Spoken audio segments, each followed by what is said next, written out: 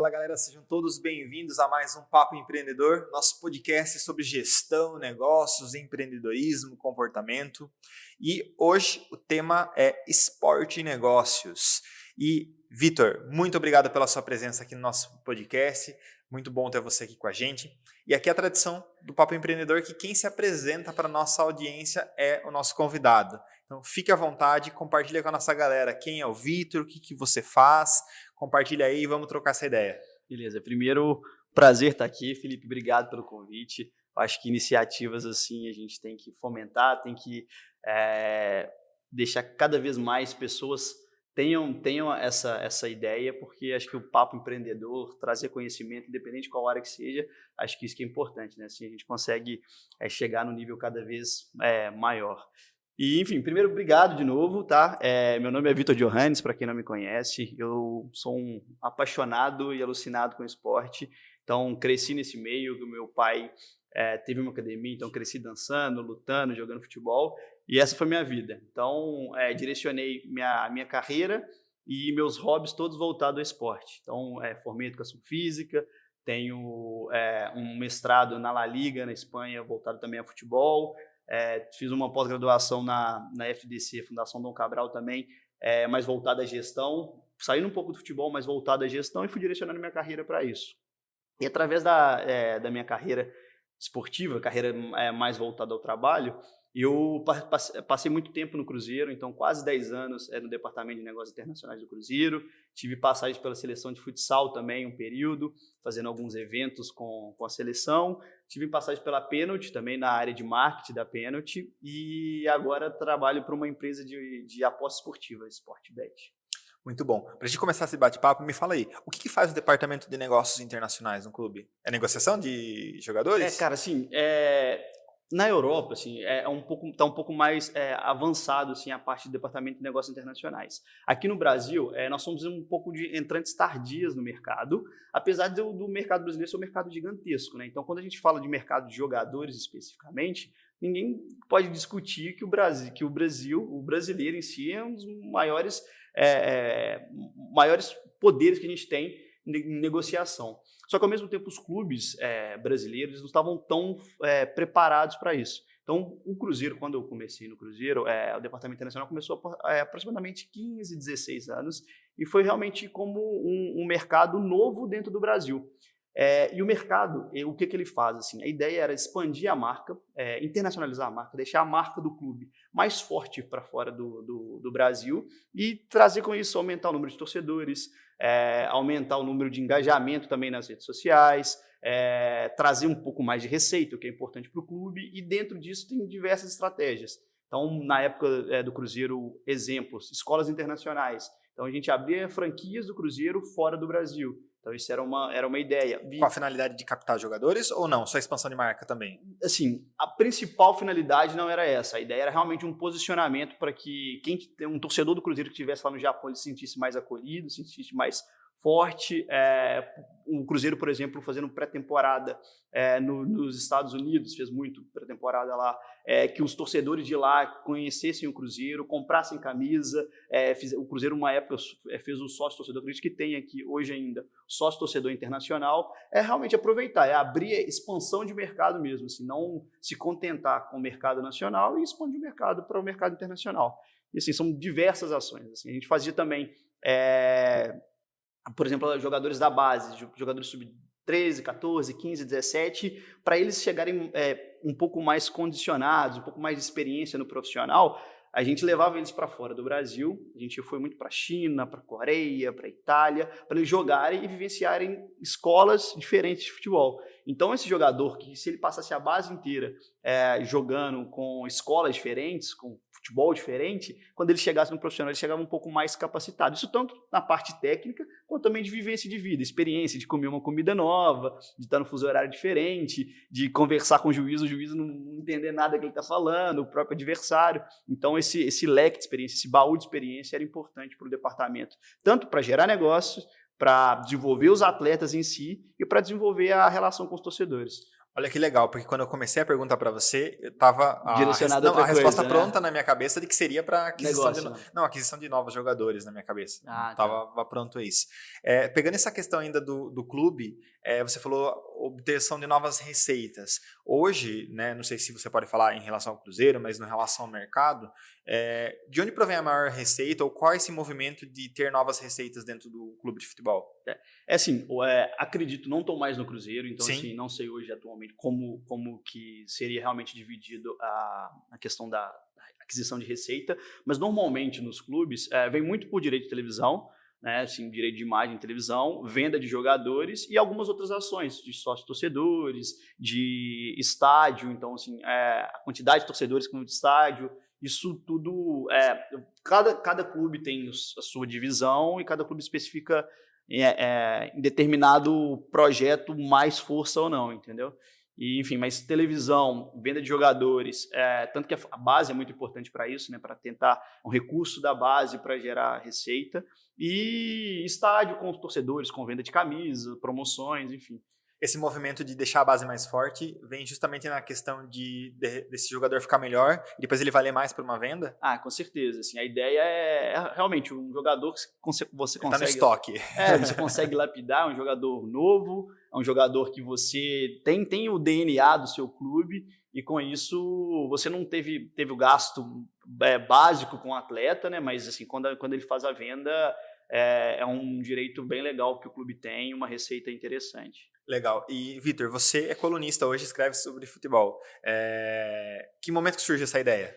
Cara, na verdade, fui convidado pelo pessoal do FootClass para escrever, assim, eu gosto muito de escrever sobre futebol, sobre essa parte do esporte, que é a minha vida em si, e foi por um convite, comecei a escrever e continuo, assim. Muito bom. Vitor, você falou que sua família estava envolvida com a área do esporte, né? Mas quando a gente fala de esportes no Brasil, não somente em relação ao futebol, vem muito a questão de ser um hobby, certo? Então, a criança, o adolescente, o jovem, ele vai por um hobby, né?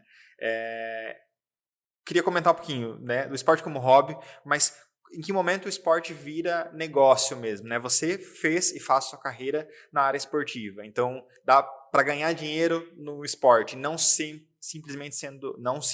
como pejorativo, mas não somente sendo um atleta, né? Como que você vê esse mercado? Como que você falou, putz, eu posso ganhar dinheiro na área do esporte sem, por exemplo, ser um jogador? Assim, acho que assim, o sonho de 99% das crianças brasileiras assim, é ser jogador de futebol. E muitas vezes isso vai se ajustando, assim, como eu vi, quando eu não tinha condições de ser um jogador de futebol, eu falei, poxa, é um mercado que eu gosto, é uma área que eu gosto, e como eu posso fazer para estar nesse meio, né? E como minha família já sempre foi da área esportiva, enfim, meu pai tem academia, eu cresci, minha mãe também cresceu dançando, a gente cresceu sempre nessa área, foi algo, no meu caso, foi muito natural, assim, então, porque já estava toda a minha atmosfera nesse sentido. E quando eu vi que eu não seria um atleta profissional, falei, quais os meios, quais os recursos que eu posso ter, quais são as áreas que envolvem o jogador em si. Assim, não só dentro do futebol, mas o esporte em si, né, o atleta. Cara, e são muitas, assim, você pode trabalhar, por exemplo, trazendo o pessoal da educação física, né, porque quando você vai entrar para a educação física, você fala, pô, vai ser professor. E sim, a área é gigantesca, você pode, tanto que eu trabalhava na parte de gestão esportiva, o cara fala, pô, mas posso trabalhar na prefeitura? Sim, trabalhar na prefeitura, trabalhar com consultoria, você não pode deixar seu leque fechado para ser academia ou para escola. Então, assim, tem muitos recursos. E, por exemplo, dentro do futebol, dentro do esporte de alto rendimento, tem um leque de possibilidades. Você trabalhar como treinador, como preparador físico, trabalhar na gestão, como supervisor. Então, hoje, dentro do futebol, muitas pessoas que não têm área de formação de educação física, mas que querem estar no meio dessa atmosfera do futebol, trabalham também na parte de advocacia esportiva, enfim, tem muita coisa. Hoje tem um clube, seja ele de, sei lá, médio porte, quantas pessoas estão envolvidas na equipe, por exemplo? Questão de time mesmo, funcionário, marketing financeiro. Por exemplo, eu não sabia que existia um departamento de negócios internacionais, por exemplo. Mas é um time grande de pessoas? Assim, depende muito do time, se é de Série A, Série B, Série C. Legal. Assim, tem uma diferença muito grande, assim, cada mercado, enfim, cada clube. Mas, cara, é difícil eu te dar um número Sim. exato, assim, mas, por exemplo, uma categoria de base de um clube grande, por categoria, normalmente pelo menos tem sub-12, normalmente começa com sub-12, então sub-12, 13, 14, 15, 17 e 20. Então são essas categorias de base para até chegar ao profissional. Então, assim, cada categoria tem pelo menos umas 5 pessoas na delegação, diretamente trabalhando para os jogadores, fora departamento de marketing, departamento de relações, sócios torcedores, enfim, o RH. Então, acho que é imensurável, cara. Cada clube, tem clube que tem 700, 800 mil funcionários e tem clubes um pouco mais modestos que diminuem isso, mas também que sempre tem muita gente envolvida no jogo. Que legal. Vitor, não está na nossa pauta, né? Não tinha te perguntado sobre isso, mas hoje, né, na Advice Contabilidade, a gente faz assessoria de projeto esportivo, por exemplo, né? Lei de incentivo ao esporte. Isso é um mercado hoje também, né? Porque tem muita organização, muito projeto, muito clube, submetendo, seja alto rendimento, educacional, também para olímpico ou esporte para pessoa com deficiência no geral. Você, nos clubes, no mercado esportivo, essa questão da lei de incentivo ao esporte, como que você vê? Você acha que isso é importante mesmo para acelerar e ter novos atletas, seja em todas as áreas? Como que você vê isso? Com certeza, assim, eu não fui, no meu histórico, eu não estava diretamente linkado à lei de incentivo. Mas é muito importante, principalmente pelo incentivo aos atletas, incentivo aos próprios clubes. Veja, por exemplo, nos Estados Unidos, quando o governo trabalha junto com uma entidade particular, enfim, isso contribui muito para o desenvolvimento não só de atleta, não só do ser humano, mas também da sociedade. Então, acho que é algo que é fundamental, cara.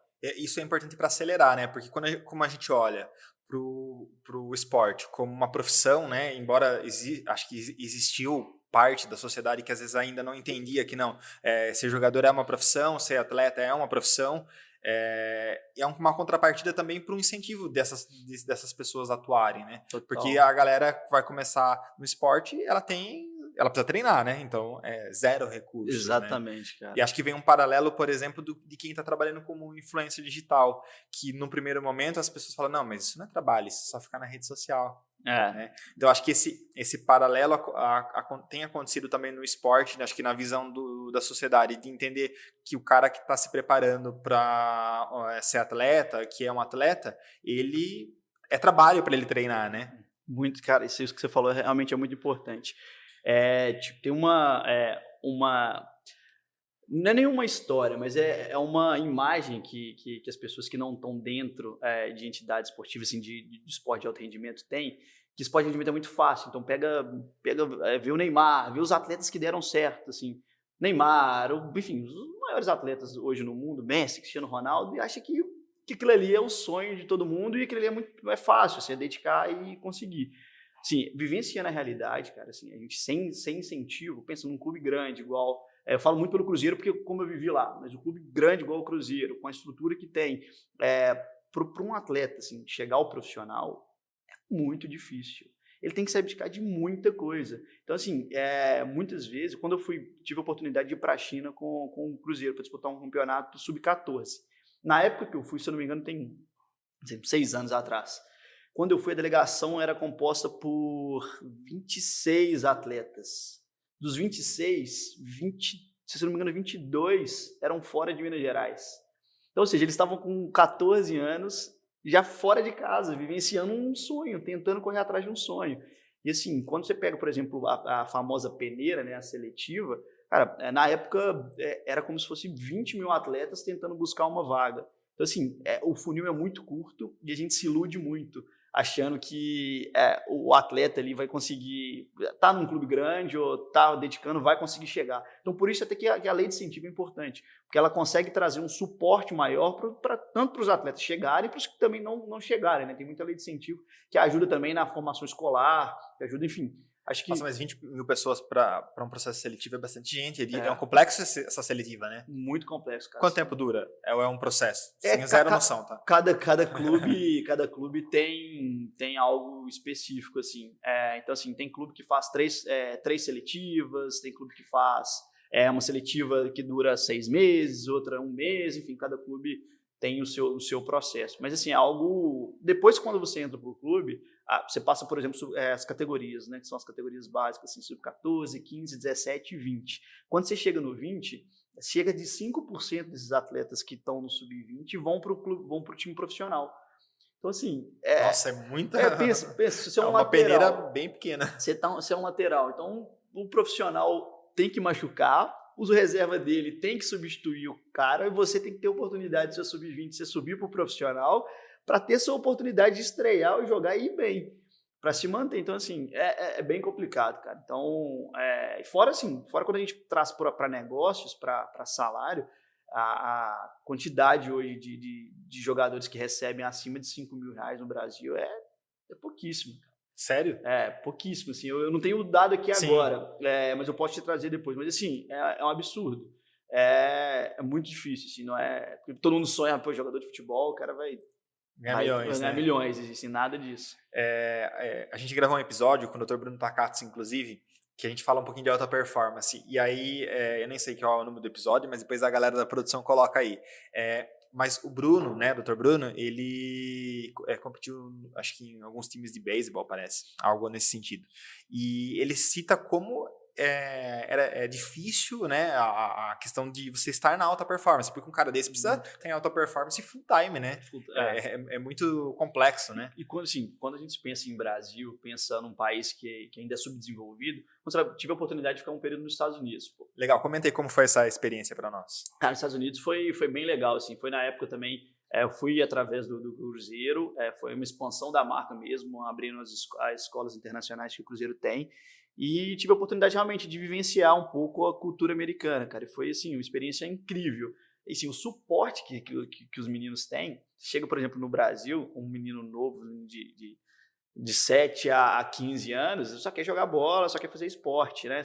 Foca no jogo, só quer fazer. Só que muitas vezes ele não tem estrutura para chegar ao local, quando chega ao local não tem a estrutura necessária, às vezes são muito mais atletas que professores, enfim, é bem complicado. Quando você chega nos Estados Unidos, eu lembro de atletas que eu tinha nos Estados Unidos, de atleta, muitas vezes ele tinha 6 esportes que ele praticava, e com a estrutura o pai vivia para ele experienciar diversos esportes. Então, ele muitas vezes não podia jogar no domingo porque teria campeonato de beisebol. Aí não podia no sábado porque tinha campeonato de taekwondo. Então, assim, a ideia realmente lá tem uma estrutura muito maior que a gente. Então, assim, por isso que a gente tem que tirar o chapéu para o atleta brasileiro ou atleta de país subdesenvolvido. Porque é muito mais batalhas que a gente tem que superar aqui, de infraestrutura, de possibilidade, para a gente chegar a competir no nível deles, né? Legal. Vitor, eu costumo dizer que, eu não tenho filhos, mas que para uma criança, idioma e esporte não é uma democracia. Acho que tem que estar lá, né? Você concorda com esse pensamento da importância do esporte na criança? Né? Quando a gente fala de disciplina, de competitividade, cooperação, você acha que isso é uma política pública que deve ficar na raiz do Brasil? Cara, total. Eu sou assim, eu vim também do karatê, da luta. Então, se o karatê é uma luta originária do Japão, então o Japão tem sempre aquela tendência, né, de ser muita disciplina. Então, assim, o respeito à hierarquia, o respeito à ordem, o respeito... Acho que o esporte em si, ele traz muitos valores que são do esporte que servem para o ser humano, que é você saber respeitar, você saber a hora, você saber a hierarquia, você saber o que você precisa se dedicar para você alcançar alguma coisa. Então, é fundamental, cara. Eu tenho amigos que são do Gil, né? E aí eles falam que é um alto ambiente de disciplina e que todo mundo é igual, e que você é o fodão do empreendedorismo. Você está lá, você está aprendendo do zero, então você aprende essa vivência, né? Acho que as artes marciais, no geral, a luta em si, ela traz muito a questão da disciplina e da consciência, né? Com certeza, cara. Assim, até uma coisa engraçada, assim, que quando eu comecei a praticar, depois que eu percebi isso, sempre quando eu entrava para dentro do dojo, e todos os lugares que eu fiz karatê, principalmente karatê, por vir do Oriente, é muito disciplinado. Então, eu sempre tinha que fazer eles chamam de dojokun, É como se fosse eu acredito que é uma reza para você estar ali, sabe? Não seria uma reza, posso até estar cometendo um pecado em falar isso, mas é como se fosse são cinco frases que chamavam muito minha atenção e ainda me chamam, assim, pela disciplina. Fala assim, toda vez que você termina o seu treino, o sensei vai à frente e fala, Dojo Kun, esforçar-se para a formação da personalidade. 2, seguir o caminho da sinceridade. 3, cultivar o espírito de empenho.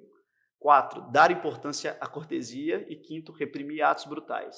Depois de você falar essas 5 frases, você fecha o olho, reflete tudo que você aprendeu dentro da luta e aí depois você pode seguir. Então, assim, acho que é algo que traz também a disciplina, traz o pensamento de cordialidade, de seguir o caminho da sinceridade. Então, acho que é algo que me marca muito e toda vez que eu entro para o dojo, eu sempre pego essas 5 frases assim, que eu acompanho minha vida inteira desde que eu faço karatê. Para quem não sabe o que é dojo.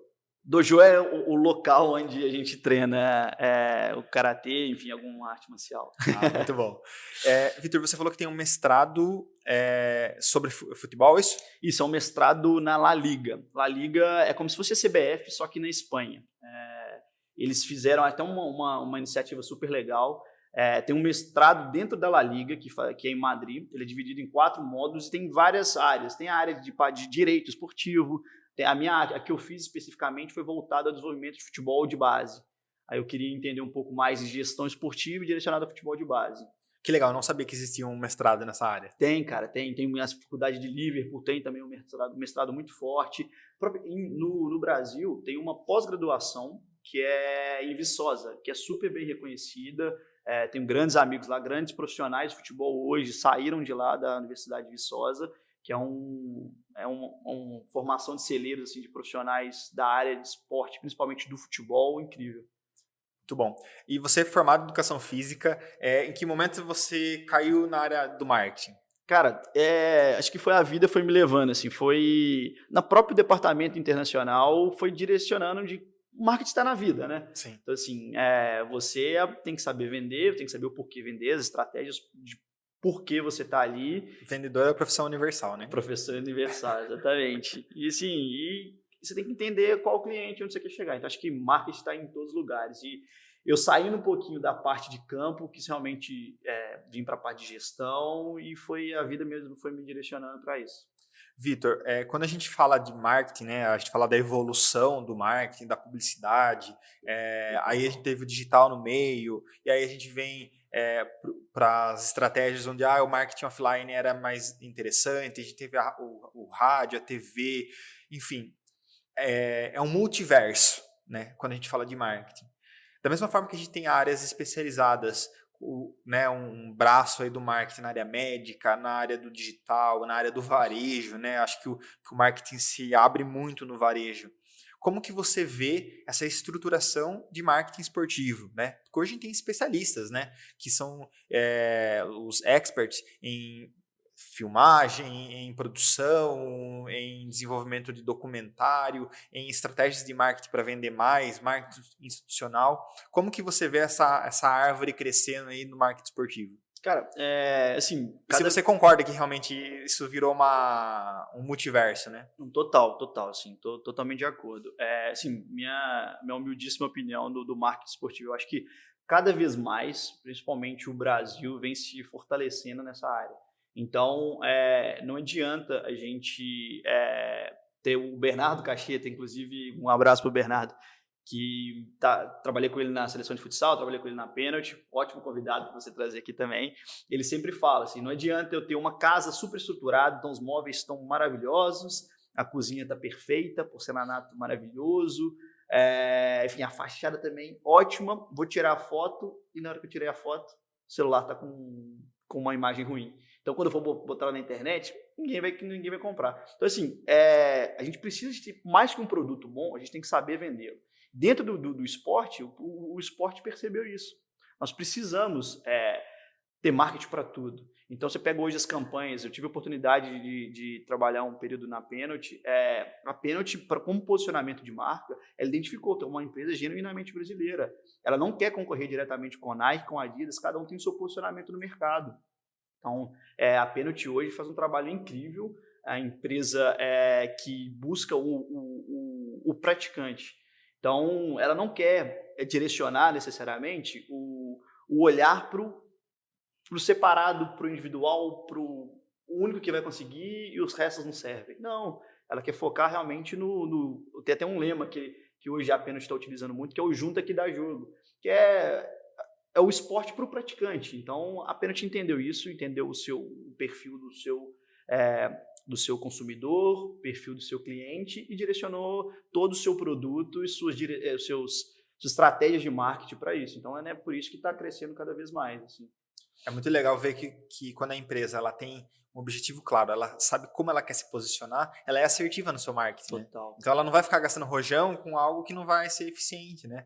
Eu costumo ler, estudar sobre isso e também trocar ideia com o cliente, que se para nós faz sentido um marketing mais endomarketing para minha carteira, um investimento em network, por que eu vou ficar batendo no tráfego pago se necessariamente não faz sentido para mim, por exemplo, né? E também a questão da diversificação, né? Você acredita que hoje aquilo que para a maior parte dos brasileiros é um hobby, é o entretenimento, que é o esporte, para uma grande fatia dos brasileiros, ou por uma parte dos brasileiros, ele é a fonte de renda, é um business mesmo? Com certeza, aquela famosa frase clichê, né? Enquanto uns choram, outros vendem lenços, né? Então, acho que é isso em qualquer área, tanto área esportiva, enfim, qual área que seja, assim. Então, acho que o mercado brasileiro cada vez mais está se preparando, acho que com a tecnologia cada vez mais avançada, hoje na palma do seu celular você tem tudo, né? Então, você consegue acessar pessoas que você jamais, há 30 anos atrás, conversava por carta. Então, assim, a tecnologia avançando, o esporte avançando também, tudo avançando, acho que o mercado só tende a direcionar para isso. Vitor, com o olhar de gestor, né, que você atuou e atua na área de gestão esportiva, também com esse olhar do marketing esportivo, como que você vê os desafios do gerenciamento de crise, dessa política de cancelamento que agora está um pouco menor, tenho essa sensação, mas que estava em alta, né, na pandemia, para você ser cancelado era muito rápido e fácil. Essa vulnerabilidade, né, que o digital traz, ao mesmo tempo que traz essa possibilidade de eu me conectar com o CEO de uma grande empresa, eu também estou muito vulnerável, né? Nós estamos muito vulneráveis nas redes sociais. Aqui a gente está compartilhando nossa opinião e pode ser que pessoas discordem daquilo que a gente fala. E beleza, ok, né? Isso é liberdade de expressão. Mas como que você vê, enquanto imerso na área esportiva, esses desafios de gerenciar marcas e de gerenciar crises? Cara, é uma pergunta muito boa, cara, assim, e na minha opinião existe uma linha muito tênue, assim, com o cancelamento. Então, assim, eu acho que quando a empresa, trazendo para um lado mais business da história, assim, quando a empresa sabe os seus valores, tem bem consolidados, enfim, isso se torna mais fácil com alguma coisa que possa surgir. Então, hoje a gente está muito exposto na internet, né? Então, assim, hoje um cara do interior, da onde for, ele consegue ter milhões de seguidores, falar o que pensa e tá tudo bem. Então, assim, não é assim. Quando você fala isso através de empresa, tem que tomar muito cuidado. Então, você tem que ter muito cuidado através de... vou chamar, por exemplo, um influenciador para responder por minha empresa. Então, qual o público ele atinge, como ele atinge, quais são os seus valores, quais são as estratégias para chegar aonde ele quer chegar. Então, assim, é algo muito tênue, cara. Assim, acho que é sempre baseado nos valores da empresa e criar estratégias para que isso não extrapole, né? Porque realmente é uma coisa muito sem controle, né? Então, assim, tem que estar muito estabilizado para que não haja problema. Você acha que as empresas da área esportiva estão ligadas nesse movimento de, por exemplo, eu estou sujeito a ter uma crise de comunicação, de marketing? Elas estão antenadas a ter um plano de contingenciamento? Cara, acho que isso vai mais de empresa para empresa que para mercado, assim, eu acho, isso é uma opinião, tá?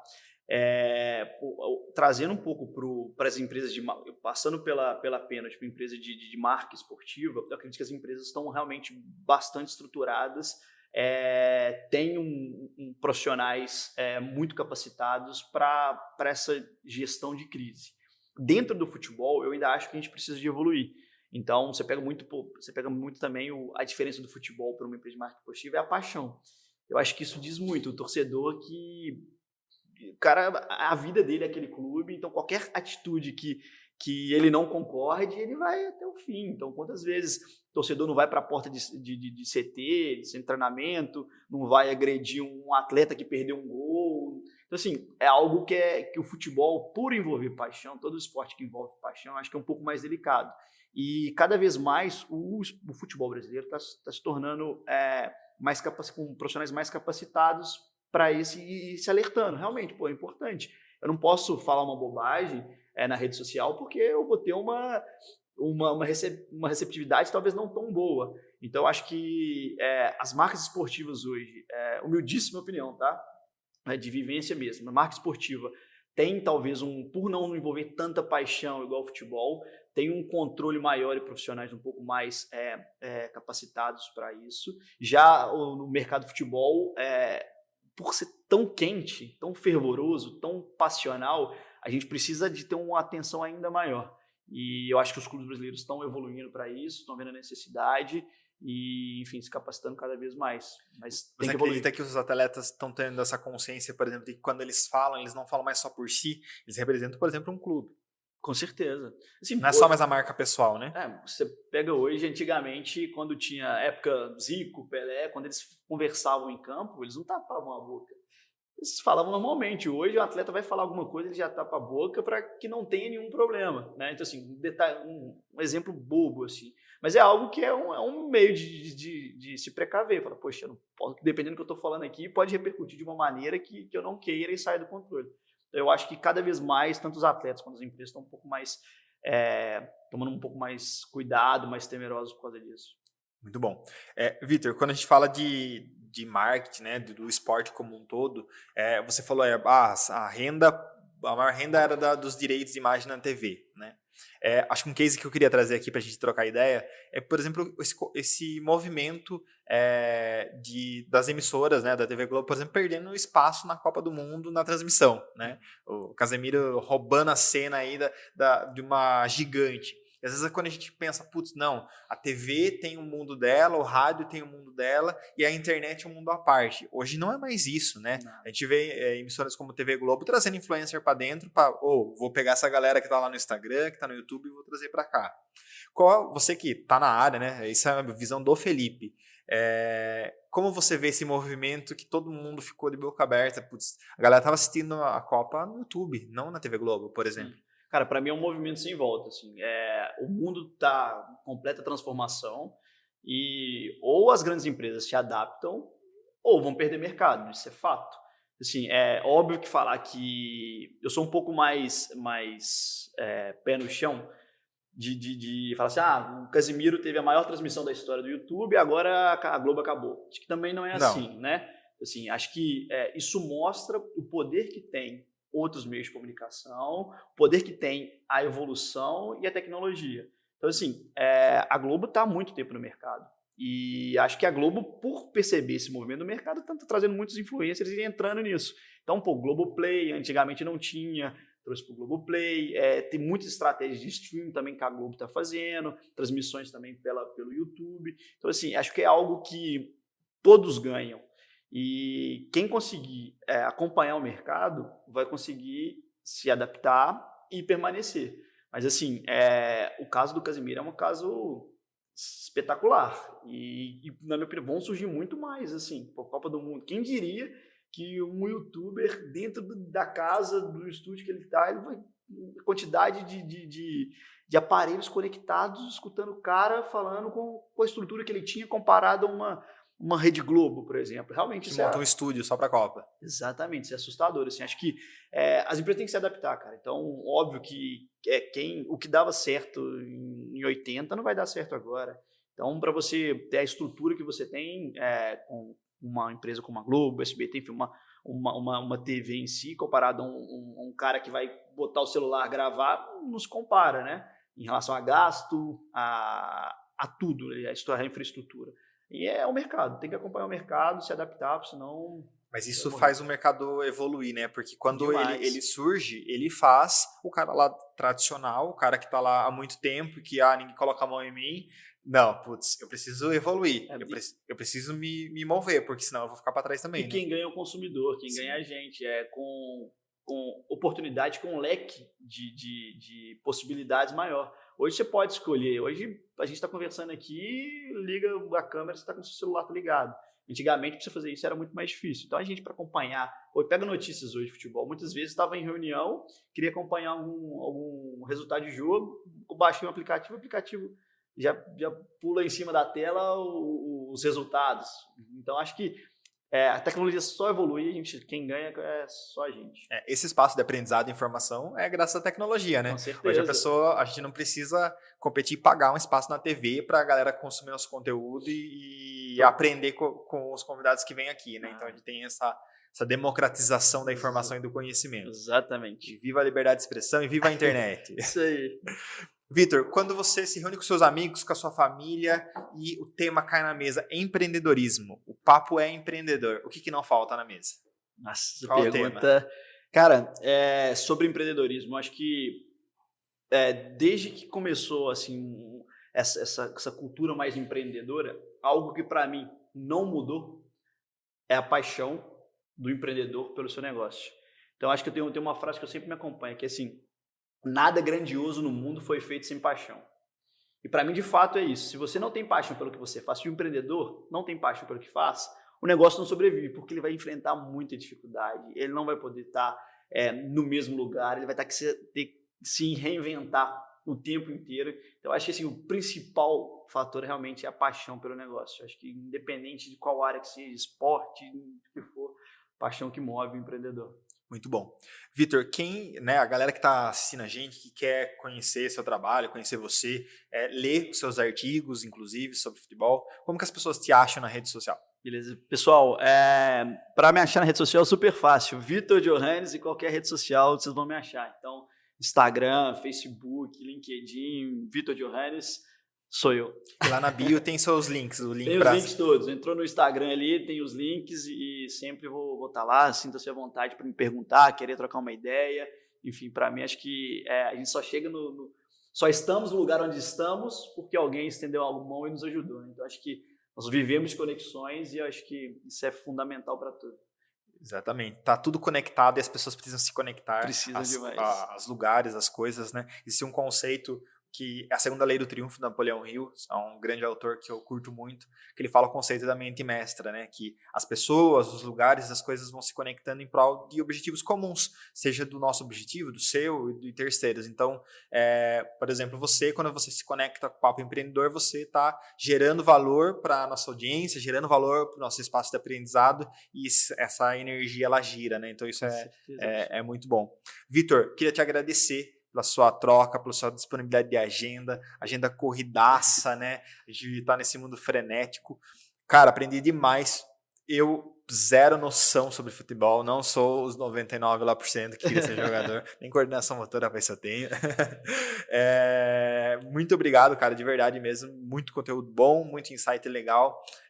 Acho que dava mais algumas horas só falando aí sobre clube de futebol. Com certeza, Felipe. Obrigado. Para mim realmente é um prazer. Assim, parabéns pelo trabalho que você está fazendo. Eu acho que isso, igual comecei o programa, vou terminar. Eu acho que iniciativas como a sua tem que existir mais. Então, assim, a comunicação tá para ser feita, a informação tá para ser divulgada, para ser difundida. Então, para mim é um prazer, cara. Assim, acho que o que puder contar comigo, estou aqui sempre. Tá? Muito bom, muito obrigado.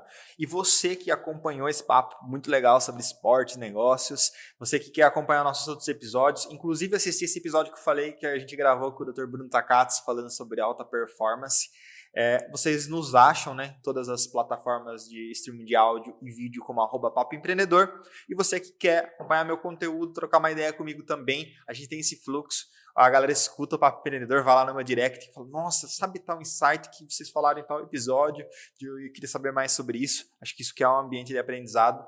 Vocês me encontram no @Felipe Silva nas redes sociais também. Muito obrigado pela sua companhia em mais um Papo Empreendedor e até o próximo.